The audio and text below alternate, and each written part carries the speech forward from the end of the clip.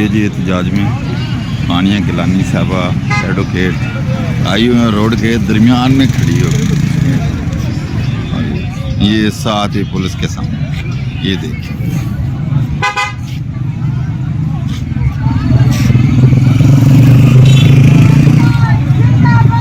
Police के सामने नारे लगा रही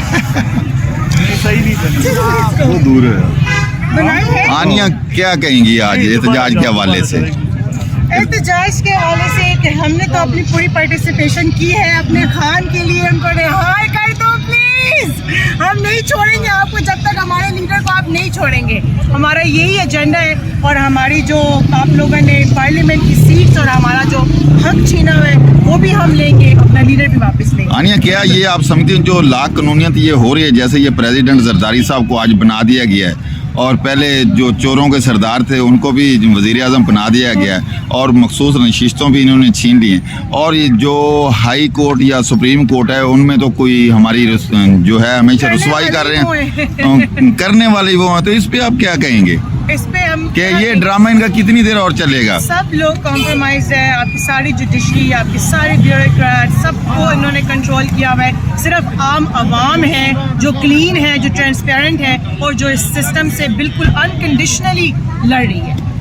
क्या आप समझती हैं कि इससे खान साहब जल्दी रिहा हो के हमें निजात दिलाएंगे? देखिए हमारी तो दुआ यही है कि खान साहब को जल्द से जल्द रिहा किया जाए। इसके लिए हम कुछ भी करने के लिए तैयार हैं। अगर हमें अभी ये कहें कि यहाँ बैठ के उठना नहीं है जब तक खान को नहीं छोड़ेंगे, हम वो भी करने के लिए। आप देखें आज लाहौर में, कराची में, पेशावर में, हर जगह पे अवाम निकली हुई है, लेकिन ये लोग टस से मस नहीं हो रहे। हमारी गिरफ्तारियां कर रहे हैं, हमारे लीडरशिप को पकड़ रहे हैं, उठा के लोगों को गाड़ियों में डाल रहे हैं और जेल भरो प्रोग्राम। और जो अदालतें ये भी खामोश हैं, ये करप्ट माफिया ये भी खामोश है, ये किसी भी सूरत खान को रिहा करना नहीं चाहता।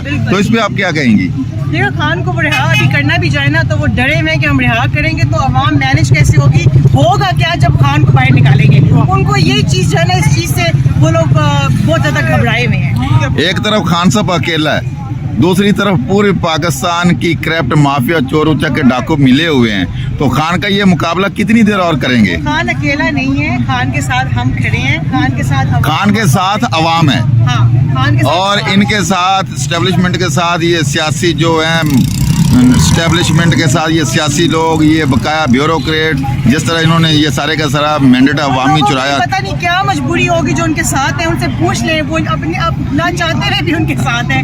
तो आप इस पे आप क्या कहेंगे कि ये जो सारे ये लोग खड़े हैं, ये जो इनको करप्ट माफिया को डिफेंड कर रहे हैं, और अदलिया भी जो है वो भी आपने देखा कि अदलिया भी कंप्रोमाइज़ है, जो केसेस वगैरह खान साहब के किए हुए हैं या अपीलें हैं उनको सर्द खाने में डाल देते हैं, फैसले महफूज कर लेते हैं और फ्रीज़र में रख देते हैं। जब चीज़ है जिस बुक की ज़रूरत नहीं होती तो उस वक्त सुनाते हैं। तो ये जो सारा सिस्टम, ये क्या खान से इस तरह डरे हुए हैं कि खान साहब आएगा और इनका जो है सारा एहतसाब भी होगा, ये जेलों में भी जाएंगे और इनके पर्चे भी इन पे होंगे, इसलिए नहीं खान को छोड़ रहे?